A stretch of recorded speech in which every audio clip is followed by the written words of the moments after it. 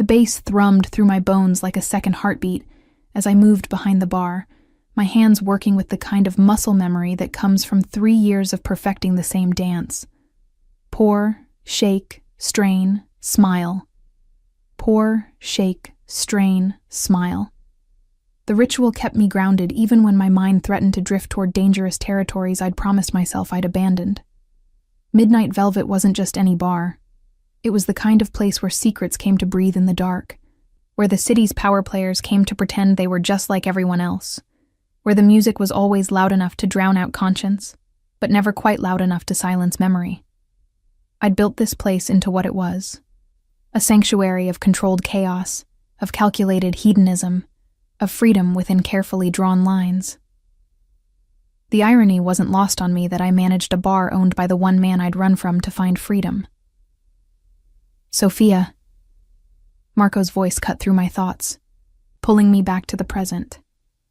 He leaned across the polished mahogany, his smile easy despite the calculating look in his eyes.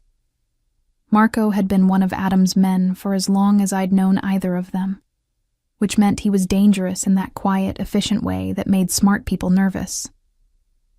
Table 7 needs another bottle of the Macallan, the good stuff. I nodded, already reaching for the top shelf where we kept the bottles that cost more than most people's monthly rent. My fingers wrapped around the familiar glass, and I felt that small thrill of power that came from controlling something valuable, even if it was just whiskey that would be gone by morning. The crowd tonight was the usual mix.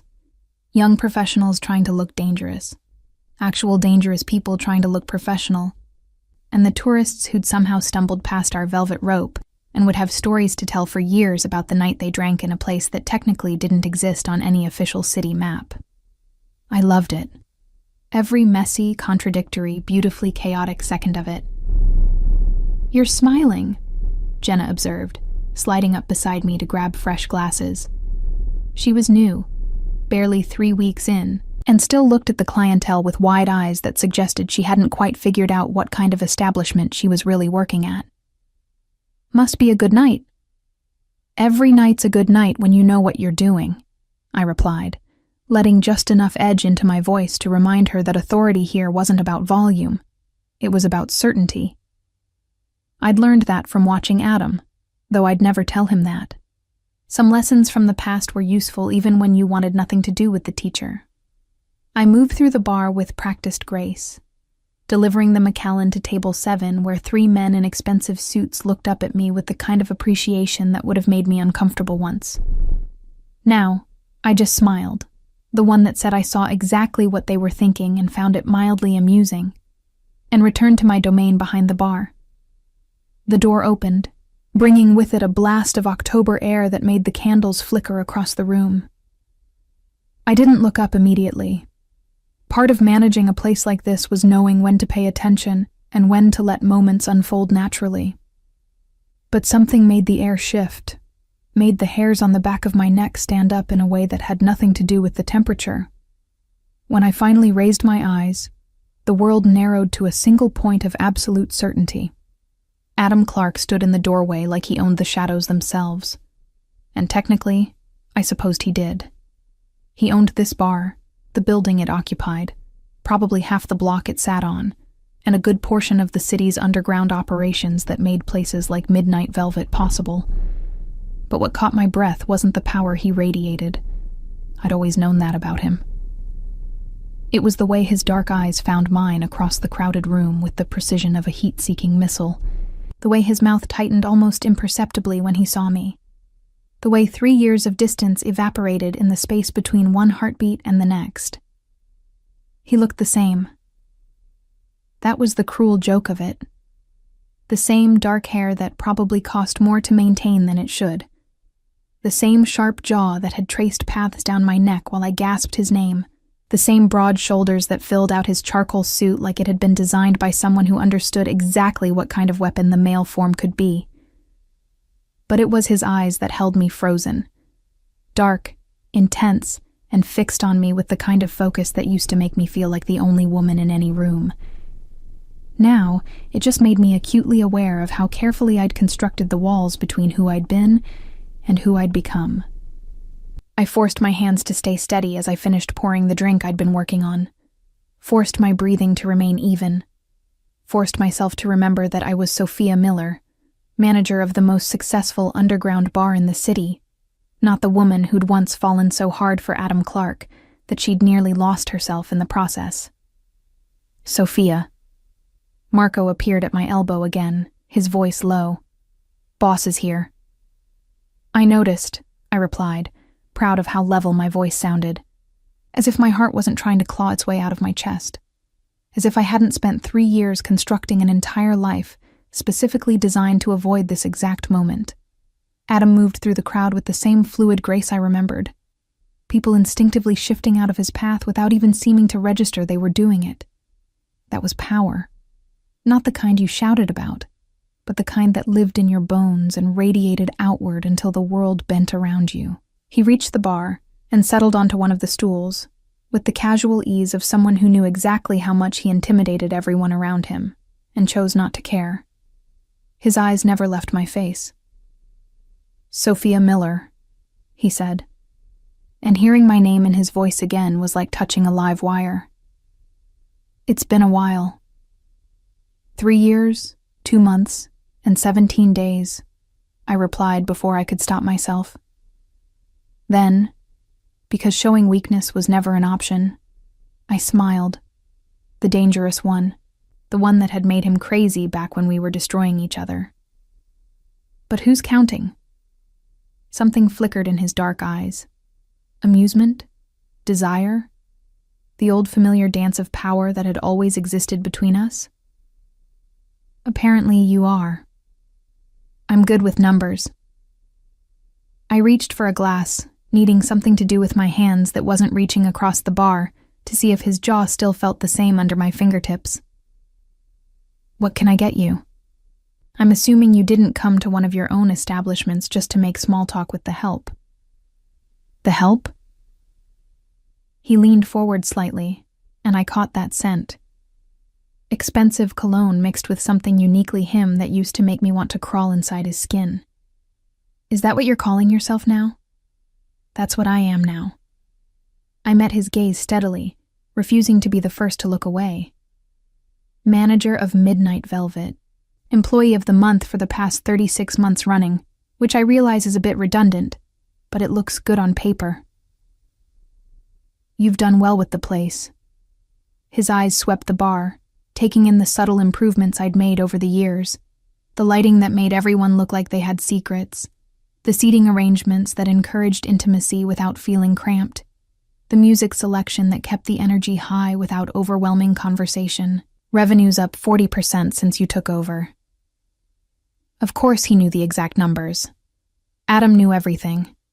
It was simultaneously one of the things I'd loved about him, and one of the things that had made leaving necessary. I'm good at my job, I said simply. You're good at everything you do. The way he said it, low and intimate, made heat pool in my stomach. That was never in question. Before I could formulate a response that wouldn't reveal how much his presence was affecting me, Marco appeared at Adam's shoulder, leaning in to murmur something I couldn't hear over the music. Adam's expression didn't change, but I saw the slight tension that entered his shoulders. I need to handle something, he said, standing in one fluid movement. But we're not done, Sophia. Not even close. I didn't realize we'd started anything, I replied, though we both knew it was a lie. We'd started something 3 years ago that neither of us had ever finished, and his presence here tonight suggested the universe wasn't done forcing us to deal with it. He smiled, that slow, dangerous smile that had always preceded the moments when he'd kiss me like he was claiming territory. Keep telling yourself that. Then he was gone, disappearing into the private rooms at the back, where I knew he conducted business that had nothing to do with liquor licenses and everything to do with the empire he'd built in the city's shadows. I let out a breath I hadn't realized I'd been holding. Holy shit, Jenna breathed beside me. That was Adam Clark. The Adam Clark. I've never seen him in person before. He's even more intense than the rumors suggest. The rumors don't know the half of it, I muttered. reaching for the bottle of vodka and pouring myself a shot before I could think better of it. I normally didn't drink while working, but Normal had just walked out of my life 3 years ago and apparently decided to make a dramatic reappearance. The rest of the night passed in a blur of drinks and forced smiles, and the constant awareness that Adam was somewhere in the building, conducting whatever business required his personal attention. I felt his presence like a weight, like gravity had shifted, and I was being pulled toward something I'd spent 3 years running from. At 2 a.m, I finally locked the doors behind the last stragglers and began the closing routine. The bar looked different in the quiet. Less seductive, more honest. Just wood and glass, and the lingering scent of expensive whiskey and cheaper perfume. "You can head out," I told Jenna and the 2 other bartenders who'd worked tonight. "I'll finish up here." They didn't argue. No one argued with me anymore. I'd earned that respect through 3 years of being consistently fair, occasionally ruthless, and never, ever showing vulnerability. Once they were gone, I let myself sag against the bar, pressing my palms flat against the cool wood. My reflection stared back at me from the mirror behind the bottles. Dark hair that I'd learned to wear loose again after Adam. Dark eyes that I'd learned to line with just enough makeup to look dangerous instead of fragile. Lips that I'd learned to paint red because it made me feel powerful. I looked like a woman who had her shit together. It was an impressive illusion. "You've changed your hair." I didn't jump, didn't gasp, didn't give him the satisfaction of being startled, even though my heart immediately kicked into overdrive. Instead, I straightened slowly and turned to find Adam standing in the doorway to the private rooms. His jacket gone, and his shirt sleeves rolled up to reveal forearms that I remembered with uncomfortable clarity. "You've been watching me," I observed. "Always." He said it without shame, without apology. "Even when you thought you'd disappeared." The admission should have made me angry, should have made me feel violated. Instead, it made me feel seen in a way that was both terrifying and intoxicating. "I didn't disappear," I corrected, moving to start wiping down the bar even though my hands weren't steady. "I left. There's a difference." "Is there?" He crossed the room with that predatory grace, settling onto the same stool he'd occupied earlier. From where I stood, it felt pretty similar. "From where you stood," I repeated, unable to keep the edge from my voice. "Everything probably looked like it was about you.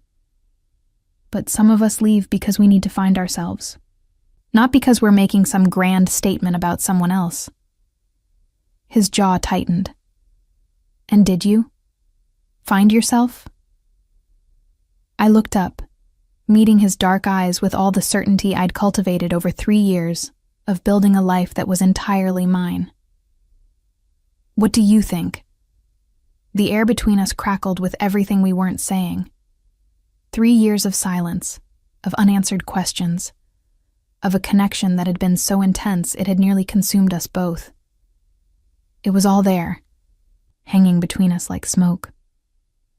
"I think," he said slowly, his voice dropping to that low register that used to make me shiver, "that you look more like yourself than you ever did when we were together. And I think that should make me happy for you." "But it doesn't. But it makes me want you even more." The honesty of it stole my breath. This was always the thing about Adam. He never played games with what he wanted. He was dangerous, yes. Controlling, absolutely. But he was never dishonest about his desire. "You can't just," I started, but he held up a hand. "I'm not asking you for anything, Sophia. Not tonight. I'm just telling you the truth, because apparently, we're being honest now." He stood, and I hated that my body responded to his proximity, that every cell seemed to lean toward him like a flower toward the sun. "You built something incredible here. You've thrived without me. I can see that. And I'm man enough to admit that part of me hates it even while the rest of me is proud as hell. I don't need your pride. I said, but my voice lacked conviction. No, he agreed. You don't need anything from me anymore. But want? That's a different question, isn't it? He was close enough now that I could see the faint scar along his jaw, the one he'd gotten in a fight I'd never asked about, because there were parts of his life I'd learned not to question. Close enough that I could feel the heat radiating from his body, could remember with perfect clarity what it felt like to be pressed against him. "Good night, Sophia," he said softly. And then he was moving past me, his shoulder brushing mine in a contact that sent electricity racing through my veins. I waited until I heard the back door close before I let myself breathe again. My hands were shaking, my heart was racing, and every carefully constructed wall I'd built over 3 years felt like it had developed cracks. Adam Clark was back in my life. And God help me. I wasn't sure if I wanted to run again, or see what would happen if I finally stood still. The morning after Adam's reappearance, I woke up to find a gift box outside my apartment door. Not just any gift box. The kind wrapped in thick black paper with a silver ribbon that probably cost more than the contents. I stood there in my pajamas, coffee cup in hand, staring at it like it might contain a bomb. Knowing Adam, it very well could. Inside was a new espresso machine, the kind that cost thousands of dollars and came with a note in handwriting I'd recognize anywhere. "Since you're still drinking that terrible coffee from the bodega on the corner, some things shouldn't change, but your caffeine intake should.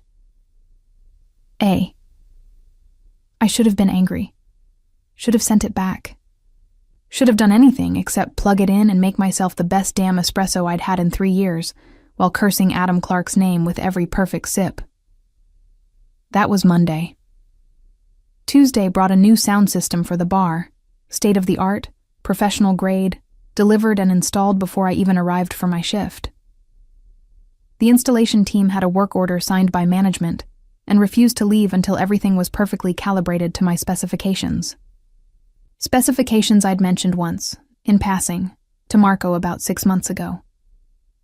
Wednesday, I found out that the lease on my apartment, which had been month to month since I moved in, had been purchased outright.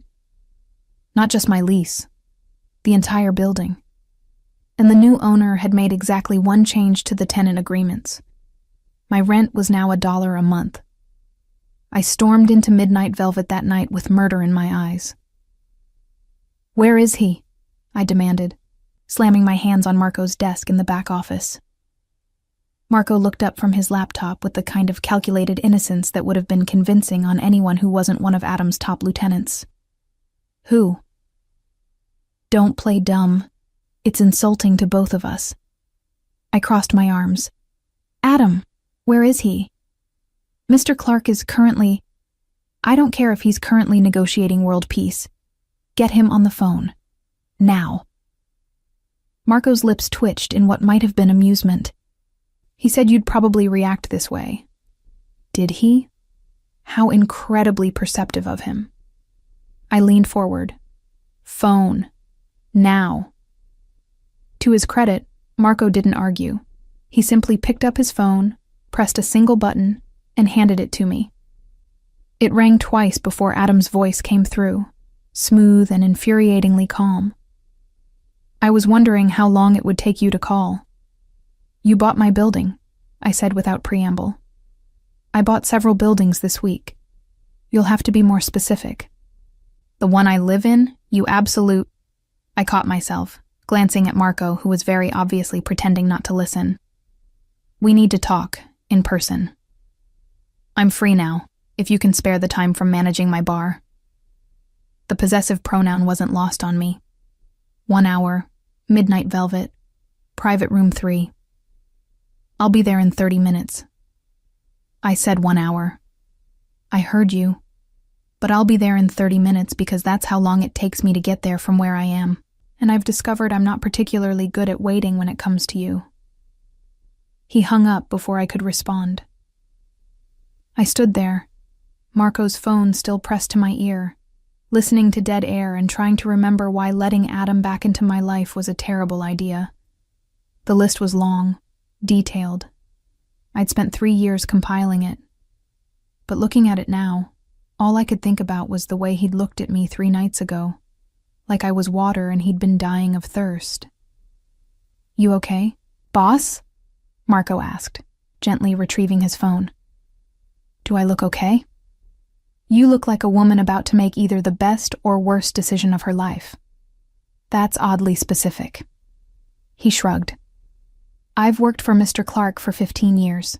You learn to recognize the signs." I wanted to ask what signs, what he'd seen, what Adam had said about me in the 3 years I'd been gone. But pride kept my mouth shut. Instead, I straightened my shoulders and headed for the bar to do what I did best, pretend everything was under control while the world shifted beneath my feet. Adam arrived in exactly 30 minutes. He walked through the bar like he owned it, which, technically, he did. But there was something different about his presence tonight. More purposeful, more focused, like he'd stopped pretending this was just a casual check-in on one of his properties. I met him at the entrance to the private rooms, my arms crossed and my best don't mess with me expression firmly in place. "Room 3, I said shortly. "We need to talk." "By all means." He gestured for me to lead the way, and I felt his gaze on me the entire walk down the hallway. It was a physical thing, his attention, like heat against my back. The private rooms at Midnight Velvet were designed for discretion. Soundproof walls, comfortable seating, dim lighting that made everything feel like a secret. Room 3 was my favorite. Intimate, without being claustrophobic, with a small bar setup and a view of the city through floor-to-ceiling windows. I closed the door behind us and turned to find Adam already pouring 2 glasses of whiskey from the bar. He handed me one without asking if I wanted it. "So," he said, settling onto the leather sofa with the kind of casual grace that should be illegal. "You wanted to talk." "You bought my building." "I did. And my espresso machine." "Also true." "And the sound system for the bar." Guilty as charged. He took a sip of his whiskey, watching me over the rim of the glass. "Is there a question in there somewhere, or are you just reciting a list of my recent purchases?" "The question," I said, working very hard to keep my voice level, "is why. Why did I buy your building? Because the previous owner was planning to sell it to a developer who would have tripled your rent and displaced half the tenants, most of whom are elderly and on fixed incomes. That stopped me. How did you... I make it my business to know things." He set down his glass. "Why the espresso machine? Because life's too short to drink terrible coffee, and you deserve better than what that bodega sells. And the sound system? Because you mentioned wanting one, and I could provide it." He leaned forward, his dark eyes holding mine. "Is any of this actually a problem, Sophia? Or are you angry because I did something nice for you, and you're not sure how to handle it?" "I'm angry," I said carefully. "Because you're trying to control my life again." "No." His voice went hard. "I'm trying to make your life easier. There's a difference." "Is there? Because from where I'm standing, it looks like you're inserting yourself back into my world without asking if I want you there. Do you?" He stood, moving toward me with predatory intent. Want me there? I should have stepped back. Should have maintained distance. Should have done literally anything except stand there like prey watching a predator approach. "That's not the point," I managed. "That's exactly the point."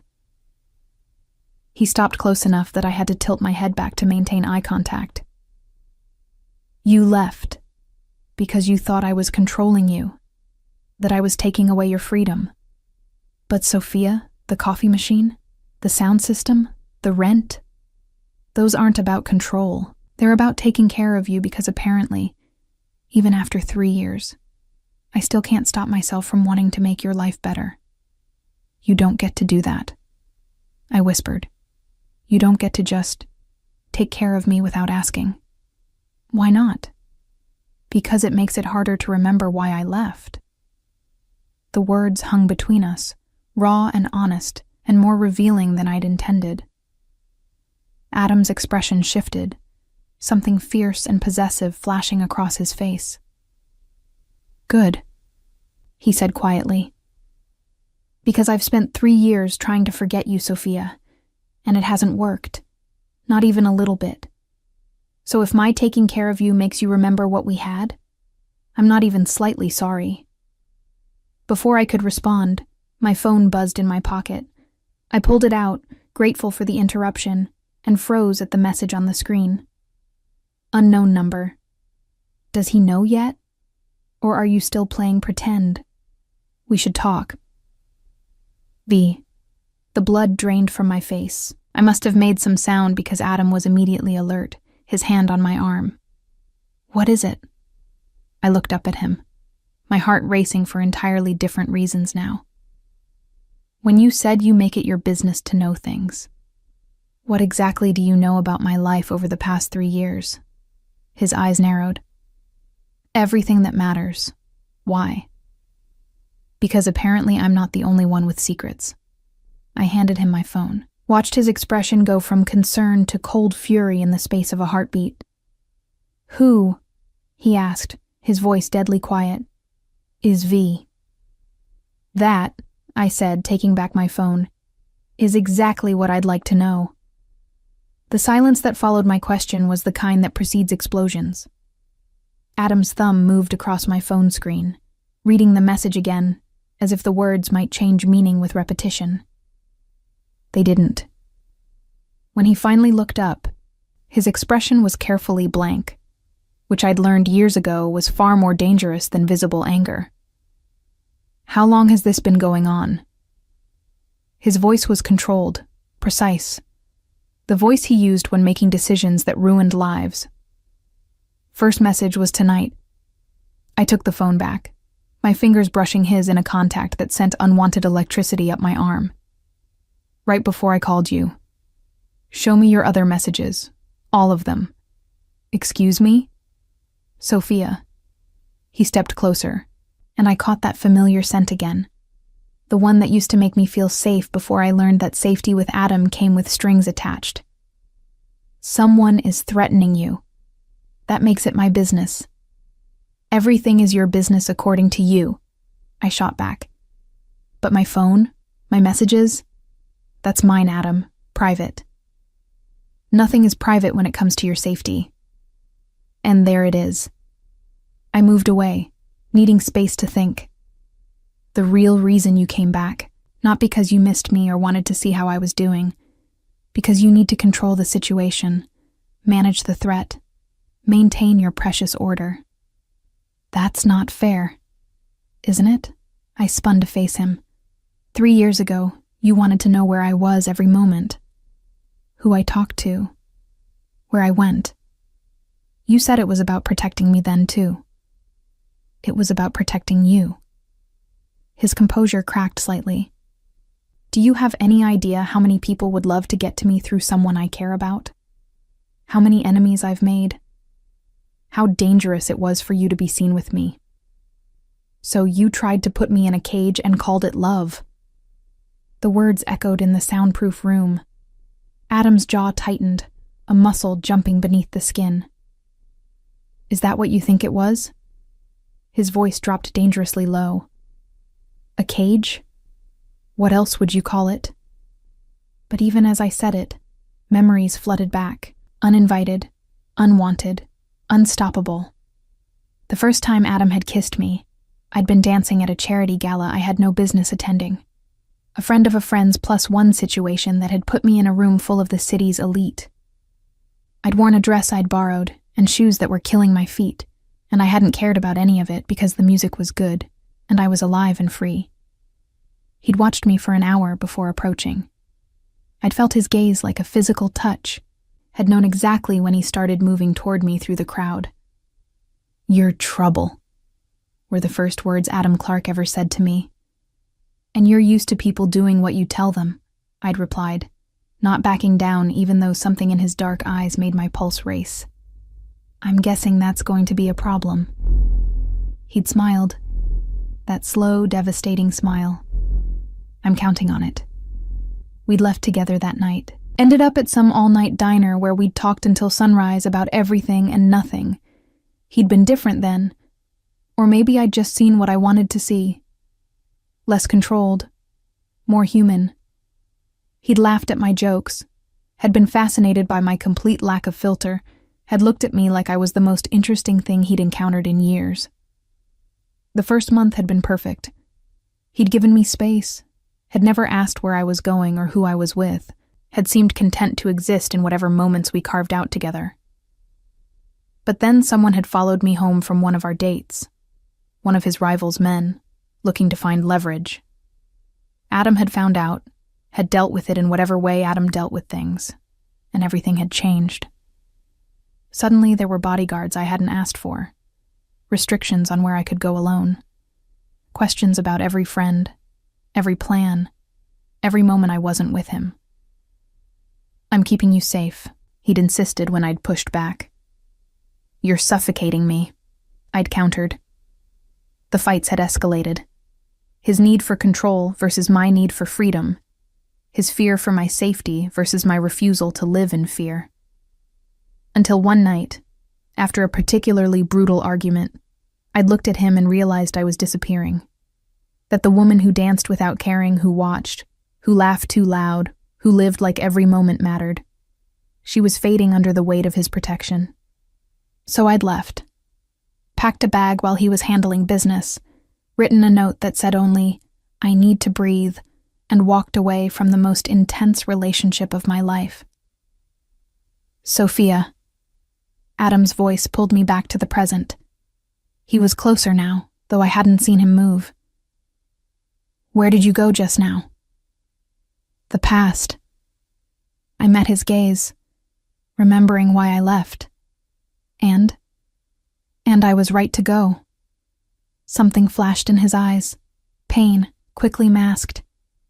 Even knowing what I know now, even understanding that my fear for your safety wasn't about controlling you. Your intentions don't matter when the result is the same. But my voice lacked conviction, because seeing him now, with 3 years of distance, I could recognize what I'd been too young to see then. He hadn't been trying to cage me. He'd been terrified of losing me. My phone buzzed again. Unknown. TikTok, Sophia. Secrets have expiration dates. Want to tell him, or should I? Adam's hand shot out, steady and certain, palm up. "Let me help. I don't need your help." "You needed it 3 years ago, too. That didn't stop me from trying." His dark eyes held mine. "The difference is, this time I'm asking, not demanding, not ordering. Asking. The distinction shouldn't have mattered, but it did." Slowly, I placed my phone in his hand. He read the new message, his expression darkening with each word. "What secret are they referring to?" "I don't know." It was the truth, which made it worse somehow. I can't think of anything that... Vincent Caruso. The name hit me like a physical blow. I must have flinched because Adam's entire demeanor shifted, going from controlled to lethal in a heartbeat. "Vincent Caruso," he repeated, softer now but no less dangerous. "What does he have on you?" "Nothing. I barely know him." "You're a terrible liar, Sophia. You always have been." He set the phone down carefully, deliberately. "Tell me what happened. It was after I left you." The words came out before I could stop them. 6 months later. I was still settling into the job at Midnight Velvet, still figuring out how to be on my own. He came to the bar a few times. Was charming, persistent. Said he knew you, that you'd worked together. Adam's hands clenched into fists. "Did he hurt you?" "No. God, no. Nothing like that." I wrapped my arms around myself. He asked questions. About you. About your business. Where you kept certain records. Who you trusted. And I was angry enough and stupid enough that I answered a few before I realized what he was doing. Industrial espionage. Adam's voice was flat. He was using you to get information about my operations. I didn't tell him anything important, I said quickly. Just small things, stupid things. Your schedule, where you like to eat, who you met with. I stopped as soon as I figured it out, but now he has leverage. Adam turned away, running a hand through his hair in the first truly uncontrolled gesture I'd seen from him. Christ, Sophia. Do you have any idea how dangerous Vincent Caruso is? What he could do with even small pieces of information about me? I know. I've spent 2.5 years terrified he'd use it against you somehow. Against me? He spun back. I don't give a damn about me. I'm worried about what he'll do to you if he decides you're more valuable as a message than as an informant. The raw fear in his voice caught me off guard. This wasn't the controlled mob boss. This was the man who'd once held me after a nightmare, who'd made me laugh until I cried, who'd looked at me like I was precious and breakable and worth protecting from the entire world. So what do we do? I asked quietly. We? He moved closer, his hand coming up to cup my face with a gentleness that made my throat tight. There is no we in this, Sophia. There's me handling a threat to your safety, and you letting me do it without fighting me every step of the way. That sounds an awful lot like control again. That's protection. His thumb traced my cheekbone. I'm not asking you to give up your freedom. I'm asking you to trust me enough to let me keep you safe while you live it. And the difference is? The difference, he said, his dark eyes holding mine with an intensity that stole my breath, is that I learned my lesson the first time. I can't keep you by putting you in a cage, Sophia. All that does is guarantee you'll fly away the first chance you get. But I can stand between you and the things that want to hurt you. I can eliminate threats before they reach you. I can love you enough to let you be free while making damn sure that freedom doesn't get you killed. You can't... My voice broke. Adam, you can't just say things like that. Why not? It's the truth. He leaned his forehead against mine. I love you. I've loved you since you told me I was used to people doing what I say, and you were going to be a problem. I loved you when you left. I loved you through 3 years of silence. And I'll love you whether you choose to stay or run again. But this time, I'm asking you to stay, to let me prove that I can protect you without controlling you, that I can love you without suffocating you. My phone buzzed once more on the table behind us. Unknown. 72 hours, Sophia. Then I go public with what I know.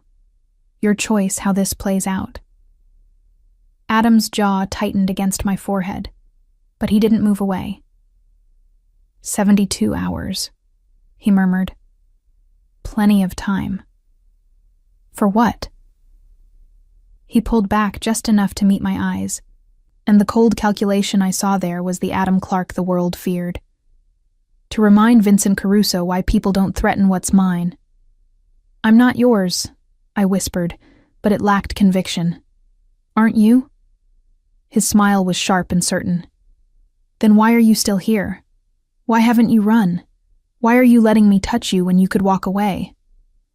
Because running hadn't worked the first time. Because 3 years without him had been longer than 3 lifetimes. Because the woman I'd become in his absence was strong enough now to stand beside him without losing herself. I hate you, I said instead. No, you don't. He pressed a kiss to my forehead. But you're welcome to keep pretending if it makes this easier. My phone went dark.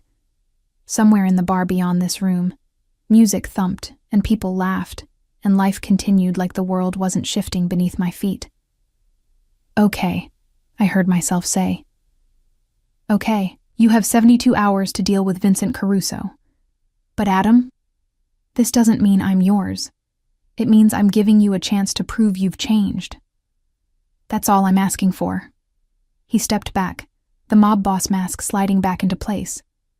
Now tell me everything you remember about your interactions with Caruso. Every detail, no matter how small. And as I began to talk, recounting conversations I'd tried to forget, I realized I'd just made a choice. Not to be Adam's. Not to surrender my hard-won freedom, but to see if maybe, just maybe, there was a way to be free and loved at the same time. Adam left Midnight Velvet at 4 a.m. with a list of everything I could remember about Vincent Caruso, and a promise that I'd hear from him within 24 hours. I didn't sleep. Instead, I stayed at the bar, cleaning things that were already clean, reorganizing bottles that were perfectly organized, and generally trying not to think about how easily I'd let Adam back into my life. The sun was rising when my phone rang. "Pack a bag," Adam said without preamble. "Enough for 3 days." "Excuse me?" "Vincent knows where you live, where you work, where you get coffee every morning at that place on 5th Street, the one with the terrible pastries you love anyway." His voice was matter-of-fact. "Until I've handled this, you're staying somewhere he can't find you." "And where exactly is that?" "With me." I should have argued, should have insisted I could take care of myself, should have done anything except ask, "When are you picking me up?" "I'm outside your building now." Of course he was. I found him leaning against a black Mercedes that probably cost more than I'd make in 5 years, looking completely at ease despite the early hour. He was wearing jeans. I'd forgotten he owned jeans, and a dark Henley that emphasized shoulders I'd traced with my hands more times than I cared to remember. "You look tired," he observed as I approached with my hastily packed bag. "You look like you haven't slept either." "I haven't." He took my bag, loading it into the trunk with practiced efficiency. "I've been making calls, arranging things, ensuring that Vincent Caruso wakes up this morning to discover his world is significantly smaller than it was yesterday." "What does that mean?" "It means his primary income source mysteriously dried up around 2 a.m. His suppliers are suddenly unavailable. His protection payments aren't being honored, and his second-in-command just received a very generous offer to work for someone else." Adam opened the passenger door. "Get in. I'll explain the rest on the way." The car's interior smelled like leather, an expensive cologne, and Adam. I sank into the seat, simultaneously exhausted and wired with an adrenaline I couldn't quite shake. "Where are we going?" I asked as he pulled into traffic. "Somewhere safe." "That's not an answer." "It's the only answer you're getting until we're there." He glanced over, and something in his expression softened. "Trust me, Sophia. I know that's asking a lot, but for the next 72 hours, I need you to trust me." I wanted to argue, to demand answers, to maintain the independence I'd fought so hard to build, but the exhaustion weighing on my bones made the fight seem less important than it had 12 hours ago. "Fine," I muttered, "but I'm not happy about it." "You're never happy about anything involving me making decisions for your safety." There was amusement in his voice. "It's one of your most consistent qualities. Consistency is a virtue. So is knowing when to let someone help you." We drove in silence for a while, the city giving way to suburbs and then to wooded areas I didn't recognize. Eventually, Adam turned onto a private road that wound through trees before emerging in front of a house that made me forget how to breathe. It wasn't ostentatious. Adam had never been about flash. But it was beautiful in that understated way that screamed money. Glass and stone and clean lines, positioned to overlook a lake that caught the morning sun like scattered diamonds. "This is yours?" I asked. "One of several properties, but this one's special." He parked and came around to open my door. "This one nobody knows about except Marco and a handful of people I trust with my life. And now me, and now you." He grabbed my bag from the trunk. "Come on, I'll show you around." The interior was just as stunning as the exterior. Open concept, floor-to-ceiling windows, furniture that managed to be both comfortable and clearly expensive. But what caught my attention was the small details. Books on the shelves that I recognized as favorites I'd mentioned years ago. a specific brand of coffee in the kitchen that I loved, but could rarely afford. Orchids on the dining table, my favorite flower. "You did this for me," I said, running my fingers over a first edition of a book I'd talked about wanting to read someday. "I did it for us." Adam set my bag down near the staircase. "I bought this place about 6 months after you left. Told myself it was an investment property. But I spent the next 2.5 years making it into something you'd love, even though I wasn't sure you'd ever see it." The confession made my chest tight. "Adam, your room is upstairs, second door on the left." He cut me off, perhaps sensing I was about to say something neither of us was ready for. "Guest bathroom is attached. There's a closet with some clothes that should fit you. I had someone pick them up based on your current size." "You had someone—" I stopped. "Of course you did, because you know my size. I know everything about you, Sophia." His dark eyes held mine. "I always have." It should have creeped me out, should have felt invasive. Instead, it felt like being known in a way I'd never experienced with anyone else. "I need to shower," I said, needing distance to process the emotions swirling through me, and sleep, and possibly drink an entire bottle of wine. "There's wine in the cellar. Help yourself." He moved toward the kitchen. "I'll make breakfast when you wake up. We can talk about next steps then." I was halfway up the stairs when his voice stopped me. "Sophia?" I looked back. "Thank you," he said quietly, "for trusting me enough to come here." "I haven't decided if I trust you yet," I replied, "but I'm too tired to run, so consider this a tactical retreat rather than surrender." His smile was small but genuine. "I'll take what I can get." The bedroom was perfect. Large enough to feel spacious, but not so large it was impersonal. The bed was massive, covered in soft gray linens that looked like clouds. The attached bathroom had a shower with multiple heads and a tub deep enough to swim in. I stood under water hot enough to turn my skin pink, letting it wash away the exhaustion and fear and confusion of the past 24 hours. When I finally emerged, wrapped in a towel that was softer than anything I owned, I found clothes laid out on the bed. Not the outfit from the closet, something else.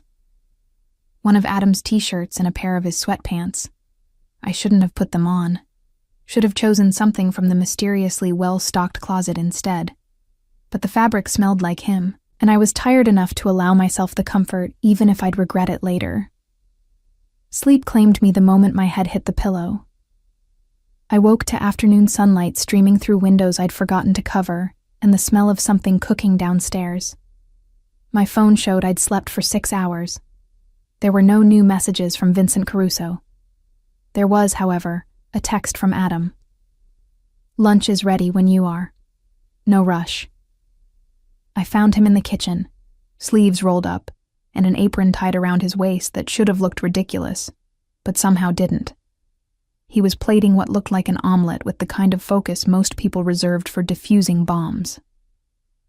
"You cook?" I asked from the doorway. He looked up, and something heated flashed in his eyes as he took in the sight of me wearing his clothes. "I have many skills you never discovered." That sounds vaguely threatening. That sounds like a promise. He gestured to the island where 2 plates waited. "Sit, eat, then we need to talk about what happens next." The omelet was perfect. Of course it was. Adam didn't do anything halfway. "Vincent called me this morning," he said after a few minutes of silence. "Wanted to negotiate." "Negotiate what?" "The return of his business operations in exchange for leaving you alone." My fork clattered against the plate. "You didn't—" I told him to go to hell. Adam's voice was calm. Then I reminded him that I could make things significantly worse if he continued to be a problem. He has 48 hours to leave the city. If he's still here after that, I stopped being polite. What does not being polite look like? You don't want to know. He was right. I didn't. But I also couldn't help being impressed by the efficiency with which he'd neutralized a threat that had been hanging over my head for years. Thank you, I said quietly. Don't thank me yet. We still have the actual secret to deal with. What secret? Adam set down his fork, his dark eyes serious. The one Vincent thinks he knows. The one he's been holding over you. Sophia, what information did you actually give him about me? I told him last night, but now, in the clear light of day, I could see he wanted more. Needed to understand exactly what Vincent might know. Meeting times, locations of restaurants you frequented, names of people you did business with, though I didn't know they were business at the time. I thought they were friends. I met his gaze. I told him about the warehouse on the east side, the one you used for storage. Adam went very still. What warehouse? The one with the green door, near the docks? When his expression didn't change, fear spiked through me. Adam, what was in that warehouse? Nothing anymore. His voice was carefully controlled. I moved everything 6 months ago. But if Vincent knew about it when it was operational... He stood, pulling out his phone. Excuse me. I need to make a call. He disappeared into another room, leaving me alone with my omelet and the dawning realization that I'd given Vincent Caruso information that could have destroyed Adam's empire if used correctly. When he returned 20 minutes later, his expression was grim. How bad? I asked. Manageable. But it explains a few things that happened 2 years ago that I couldn't account for. He sat back down, reaching across the table to take my hand. Sophia, I need you to understand something. What you told Vincent. It wasn't your fault. He manipulated you, used your anger at me against you. That's what people like him do. But I still told him. Yes, and I'm still handling it. That's what people like me do. His thumb traced circles on my palm. But going forward, I need you to promise me something. What? That if someone ever approaches you about me again, you come to me first. No matter how angry you are, no matter what we're fighting about, you come to me and we handle it together. That sounds like you're planning on us fighting a lot in the future. His smile was slow and devastating. Oh, Sophia, we're going to fight constantly. It's part of our dynamic. The question is whether we fight as enemies or as partners. And which are we now? He stood, pulling me up with him until we were standing close enough that I could see gold flecks in his dark eyes. That depends. Are you still planning to run the first chance you get? Are you still planning to control every aspect of my life? I'm planning, he said, his hand coming up to cup my face, to love you so completely that you never want to run. I'm planning to give you every freedom you've ever wanted while making sure you're safe enough to enjoy it. I'm planning to prove that you can be mine without losing yourself. Is that control? Or is that partnership? It's terrifying, I whispered. Good. His thumb traced my lower lip. That means it matters. He was going to kiss me. I could see it in his eyes, feel it in the way his body angled toward mine. And God help me, I wanted him to. Wanted to remember what it felt like to be claimed by Adam Clark. Wanted to see if the kiss would still set me on fire after 3 years of absence. My phone rang. We both froze. I pulled it from my pocket, expecting Vincent. Instead, it was a number I didn't recognize with a local area code. Answer it, Adam said, his expression hardening. On speaker. I did. Sophia Miller? A woman's voice, professional and crisp. Yes? My name is Detective Sarah Chen. I'm with the Organized Crime Unit. I need to ask you some questions about Vincent Caruso and Adam Clark. How soon can you come to the station? Adam's eyes met mine, and in them, I saw calculation, fury, and something that might have been admiration. Well, he murmured, this just got interesting. I'm actually with a client right now, I said, my voice steadier than I felt. Can this wait until tomorrow? Adam's hand tightened on my waist. A warning or encouragement. I couldn't tell. This is regarding an ongoing investigation, Ms. Miller. The sooner we speak, the better for everyone involved. Detective Chen's tone suggested this wasn't a request. I can send a car to pick you up if transportation is an issue. That won't be necessary. I kept my eyes locked on Adam's, watching his expression shift through calculations I couldn't follow. I can be there in 2 hours. Make it 1. And Ms. Miller? Come alone. The line went dead. Well, I said, setting my phone down carefully. That's not ominous at all. Adam was already moving, pulling his own phone from his pocket and typing rapidly. Marco needs to know about this, and I need to make some calls before you go anywhere near that police station. Before I caught his arm. Adam, she said to come alone. And you're actually considering it? He spun to face me, and the carefully controlled mob boss was gone, replaced by something rawer, more dangerous. Sophia, this is Vincent's play. He's using the police to apply pressure, to separate you from me so he can... So he can what? The police are the police. He can't touch me there. You still don't understand how this works, do you?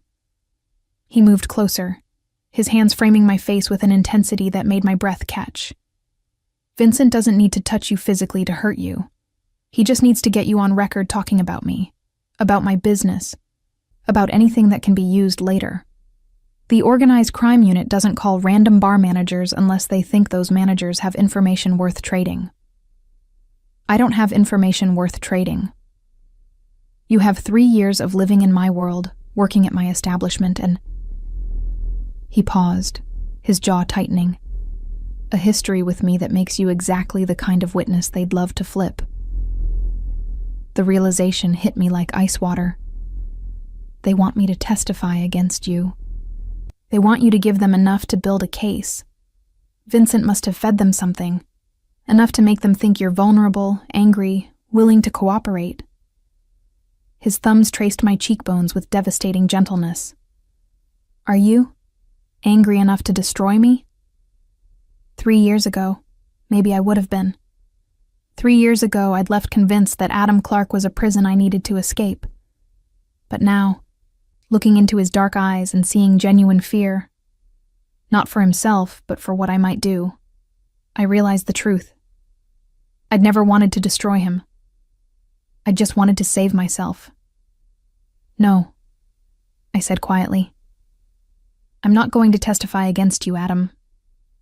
But I am going to that police station, and I'm going alone like they asked.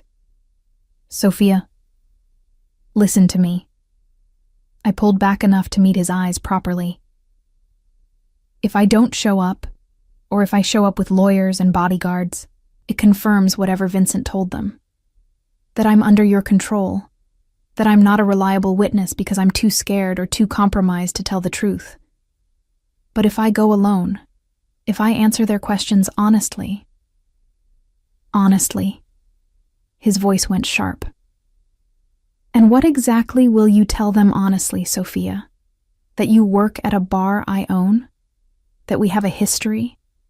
That you've seen things, heard things, know things about my operations? I'll tell them I'm the manager of Midnight Velvet, that I've never been involved in your business dealings, that whatever Vincent Caruso told them is a lie meant to manipulate both of us. I caught his hands, holding them between us. And I'll tell them that I'm not interested in cooperating with their investigation, because I have nothing to cooperate with. They won't believe you. Then that's their problem, not ours. Something shifted in his expression. Surprise, maybe, or the beginning of trust.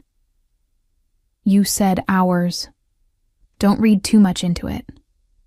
I'm just tired of being a pawn in Vincent's game. But even as I said it, I knew it was more than that. Somewhere between the coffee machine and the lake house and standing in his kitchen wearing his clothes, I'd stopped thinking of Adam's problems as separate from my own. He studied my face like he was trying to memorize it. If you do this, there are rules. Of course there are. You don't answer questions about my associates. You don't speculate about my business operations. You don't offer information they don't specifically ask for. His voice was firm. And if at any point they threaten you, offer you a deal, or suggest you need protection from me, you walk out immediately and call Marco. Not me, Marco.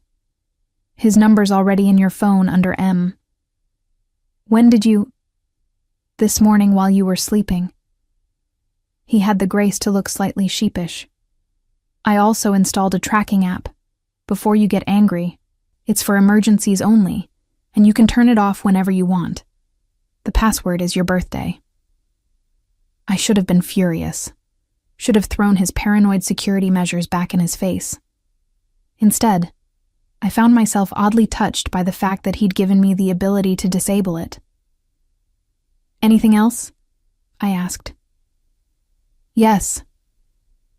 He pulled me closer, until our bodies were flush and I could feel his heart beating against mine. Don't trust Detective Chen just because she's a cop. Vincent has people everywhere, including in law enforcement. Whatever she tells you, whatever she promises, remember that her job is to build a case, not to protect you. I thought that was your job. It is. His hand slid into my hair, tilting my head back. Which is why I'm asking you, one more time, to let me send someone with you. Not to speak for you, just to be there, to make sure you're safe. The please was unspoken, but present in every line of his body, every note of his voice. Adam Clark, who commanded an empire built on fear and respect, was asking permission to protect me. Okay, I heard myself say. But they wait outside. I go into the interview alone. Relief flooded his expression. Deal. He kissed me then. Not the gentle, questioning kiss I'd expected, but something fierce and possessive and absolutely claiming. His mouth moved over mine like he was staking a claim, like he was reminding me of everything we'd been and could be again. I kissed him back with equal intensity, my hands fisting in his shirt, my body pressing against his with a desperation I'd spent 3 years denying. When we finally broke apart, both breathing hard, his forehead rested against mine. "Come back to me," he murmured. "After the police station, after whatever Vincent has planned, after all of this is over, come back to me. I'm not going anywhere yet, but you will." His eyes held mine. "Eventually, you'll have to decide if this, us, is worth the danger, worth the complications, worth binding yourself to a man who lives in shadows. Adam, I know what I'm asking, Sophia. I know what loving me costs." His hand cupped my face. "I just need you to know that I'd pay any price to keep you, even the price of letting you go if that's what you need." The confession stole my breath. This was what I'd needed 3 years ago. The acknowledgement that loving him came with costs, that freedom and safety weren't always compatible, that sometimes the greatest act of love was letting someone choose their own path. "We should go," I said, because the alternative was to stay in this kitchen and make promises neither of us was ready to keep. "I don't want to be late." The drive to the police station was tense and silent. Adam sat in the back of the Mercedes with me, his hand holding mine like he was afraid I'd vanish if he let go. Marco drove with his usual efficient calm, but I could see his eyes flicking to the rearview mirror every few seconds, checking on us. We arrived with 10 minutes to spare. The station was exactly what I'd expected. Institutional gray walls, harsh fluorescent lighting, the smell of bad coffee and bureaucracy. "I'll be right here," Adam said as I reached for the door handle. "The entire time, if you need me." "I know." I squeezed his hand once before letting go. "I'll be fine." Detective Chen was waiting in the lobby.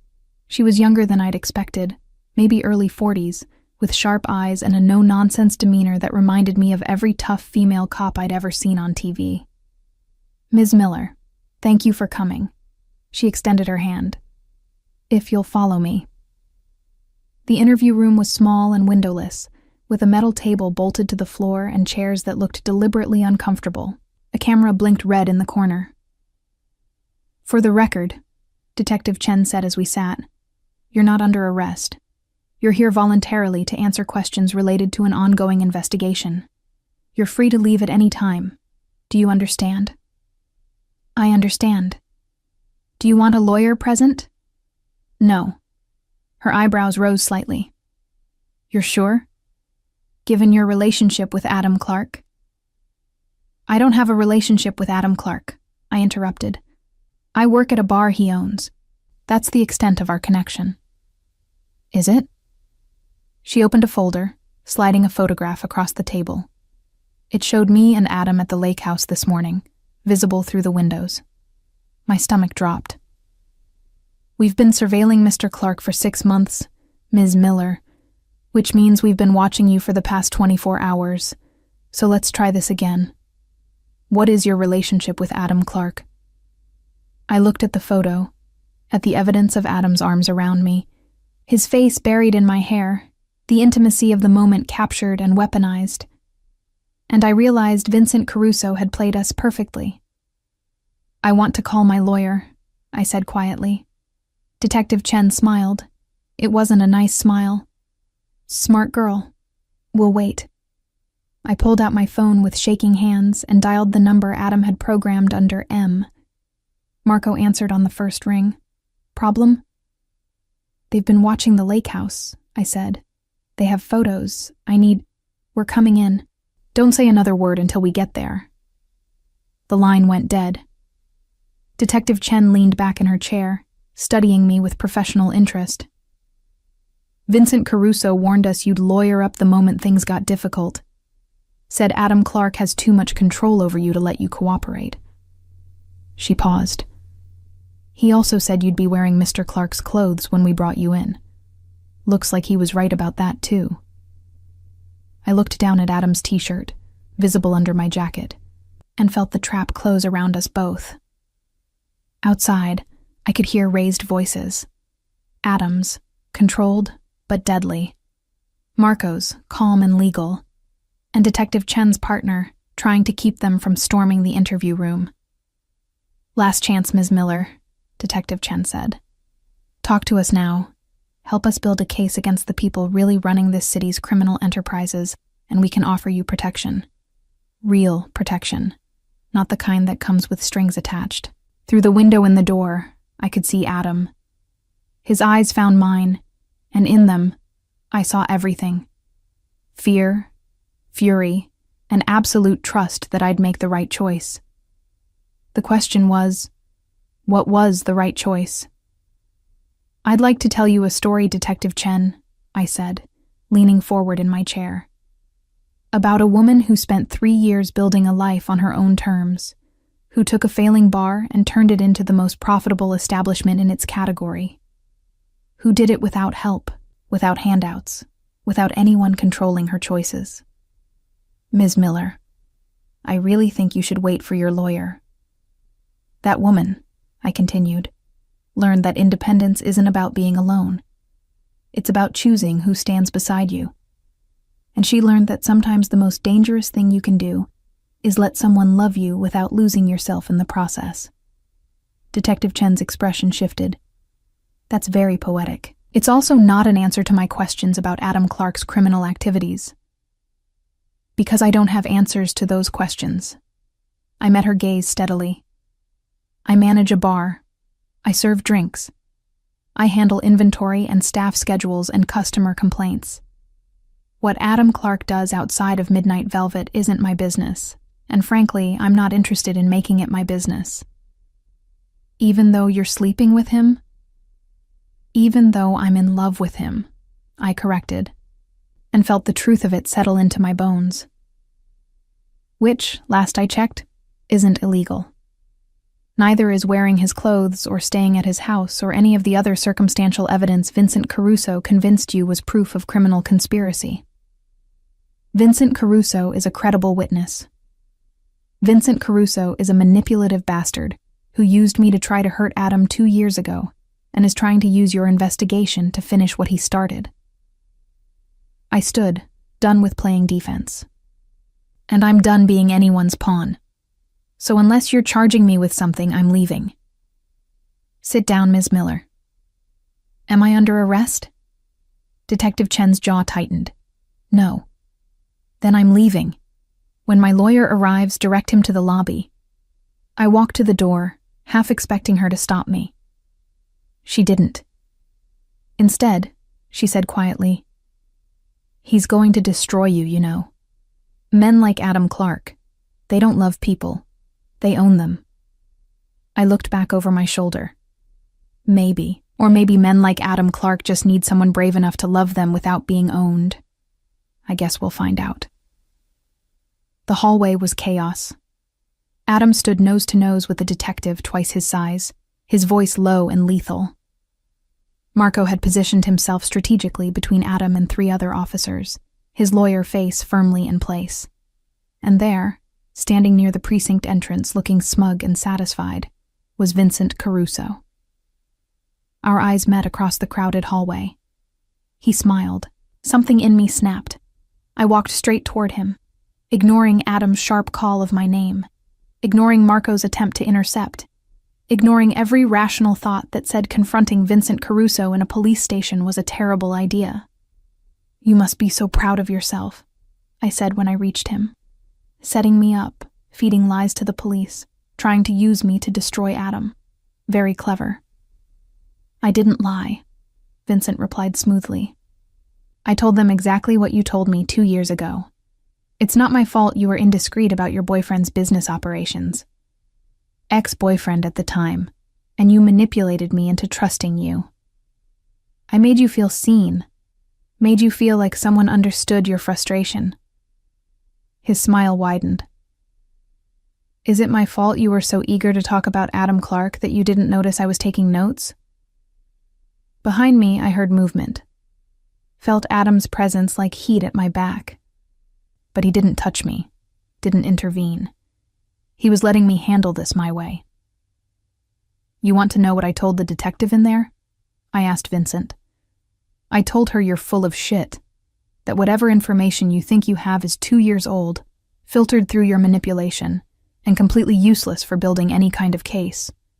I told her I'm not cooperating with her investigation because I have nothing to cooperate with." Vincent's smile faltered. "You're lying." "Am I?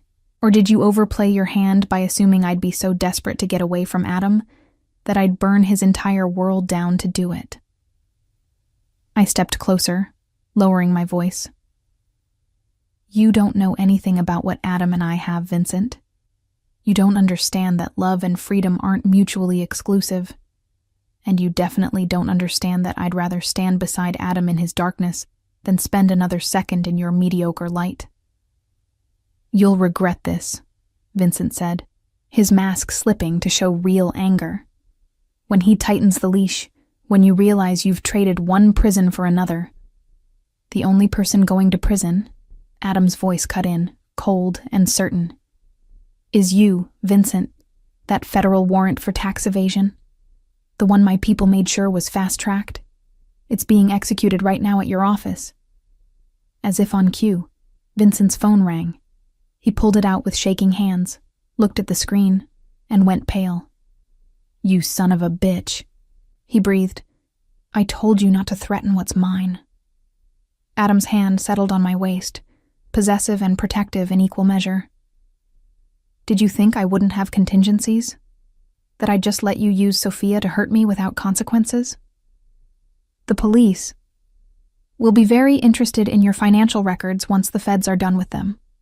I believe there are several shell corporations that link directly to the organized crime Detective Chen is investigating.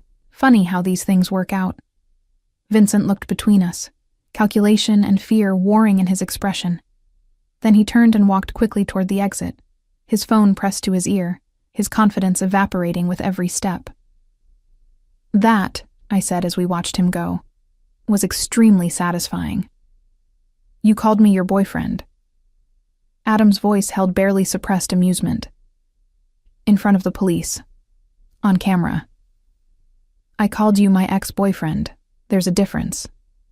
Is there? He turned me to face him, right there in the middle of the police station with Detective Chen watching from her office doorway, and Marco trying very hard not to smile. Because it sounded an awful lot like you were claiming me, Sophia Miller. Maybe I was. I reached up, my hand cupping his jaw. Someone recently told me that loving someone doesn't mean losing yourself, that you can be free and loved at the same time. I'm choosing to believe him. His eyes darkened with an emotion that made my breath catch. And if he's wrong, if loving him does cost you pieces of yourself, then I'll tell him to back off, and I'll trust that he loves me enough to listen. I smiled. Growth, Adam. We're both capable of it. Are we?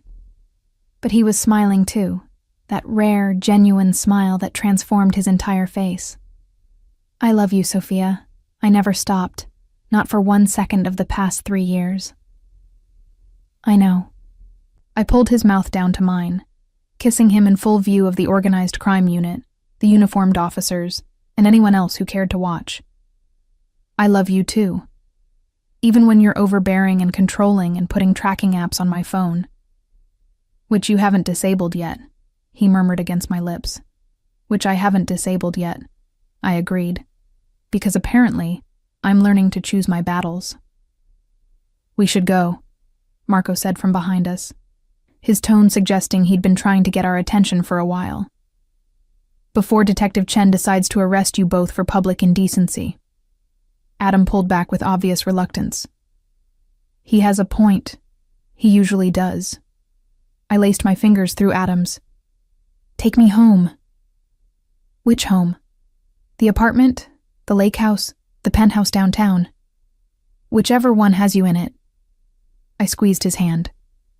That's home now. The ride back to the lake house was different than the morning's trip. Adam's hand never left mine, his thumb tracing patterns on my skin that spoke of promises and possibilities. Marco drove with his usual efficiency, but I caught him smiling in the rearview mirror more than once. So what happens now? I asked as the city gave way to trees. With Vincent, with the police, with all of it. Vincent will be busy with federal prosecutors for the foreseeable future, Adam replied. The police investigation will quietly disappear once they realize their primary witness is compromised. And we... He paused, his dark eyes holding mine. We figure out what comes next. Together. Together, I repeated. I like the sound of that. Good. Because I have plans, Sophia. Plans that involve you staying. Really staying this time. What kind of plans? His smile was slow and devastating.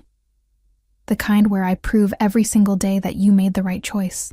Where I give you every freedom you've ever wanted while making sure you're protected enough to enjoy it. Where we build something unbreakable. That's a lot of plans. I'm a man who thinks long-term. He pulled me closer until I was practically in his lap. And my long-term plans have featured you since the moment you told me I was trouble and danced away before I could respond. I told you that you were used to people doing what you say, I corrected. You were the one who called me trouble. Because you are trouble. His hand slid into my hair. The best kind. The kind I never want to be free of. Good. I kissed him again, softer this time. Because I'm not going anywhere. Not this time. Not ever. Promise? Promise. And I meant it. Not because Adam had convinced me or controlled me or trapped me, but because somewhere between running away and running back, I'd learned the truth. Freedom wasn't about being alone. It was about choosing who you stood beside. And I chose Adam Clark. With all his darkness, all his protection, all his fierce possessive love. I chose us. 3 months later, I stood behind the bar at Midnight Velvet, watching Adam conduct business in the private rooms with the same efficiency he brought to everything. But now, when he emerged, his eyes found mine immediately. And when the bar closed, he didn't go back to one of his many properties alone. He came home. To me. We fought, of course, about boundaries and safety and how many bodyguards were really necessary for a simple grocery run. But we also loved, fiercely, completely, with an honesty we'd never managed the first time around. Because this time, we weren't trying to cage or escape each other. We were just choosing, every single day, to be free together.